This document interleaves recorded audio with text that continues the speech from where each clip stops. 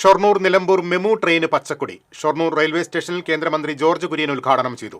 V K Sreekandan M P, P Mammikutty MLA, municipal chairman MK Jayaprakash തുടങ്ങിയവർ സംസാരിച്ചു. അപ്പോൾ അതുമായി ബന്ധപ്പെട്ടുകൊണ്ട് റെയിൽവേ ഉദ്യോഗസ്ഥന്മാരാണ് ഞാൻ പറയുന്നത്.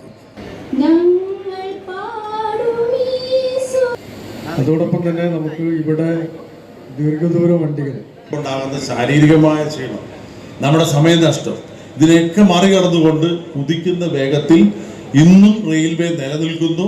തീർച്ചയായിട്ടും നമുക്ക് എല്ലാവർക്കും ഏറ്റവും കൂടുതൽ താല്പര്യമാണ് ട്രെയിനിലെ യാത്ര എന്ന് പറയുന്നത്. ഞാൻ വിശദീകരിച്ചൊന്നും പോകുന്നില്ല, വളരെ ചുരുങ്ങിയ സമയമുള്ളൂ.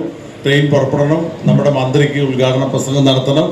ഒരു കാര്യം, രാഷ്ട്രീയത്തിനൊക്കെ അതീതമായി മറ്റെല്ലാ ചിന്തകൾക്ക് അതീതമായി നിലകൊള്ളുന്ന ഒരു പ്രസ്ഥാനമാണ് റെയിൽവേ. അപ്പോൾ ആ റെയിൽവേയുടെ വികസനം എല്ലാവർക്കും താല്പര്യമുള്ളതാണ്. ഷൊർണൂർ ജംഗ്ഷനിൽ വലിയൊരു മാറ്റമാണ് അമൃത് ഭാരത് പദ്ധതിയിലൂടെ ലഭിച്ചത്, ഒറ്റപ്പാലത്തും ലഭിച്ചത്. പാലക്കാട് പിറ്റ് ലൈൻ വരികയാണ്. കേരളത്തിൽ നിങ്ങൾക്കറിയാം, എറണാകുളത്തും തിരുവനന്തപുരത്താണ് പിറ്റ് ലൈനുള്ളത്. കേന്ദ്ര സർക്കാർ റെയിൽവേ 61 കോടി രൂപയാണ് പാലക്കാട് പിറ്റ് ലൈൻ പദ്ധതിക്കായിട്ട് അനുവദിച്ചത്.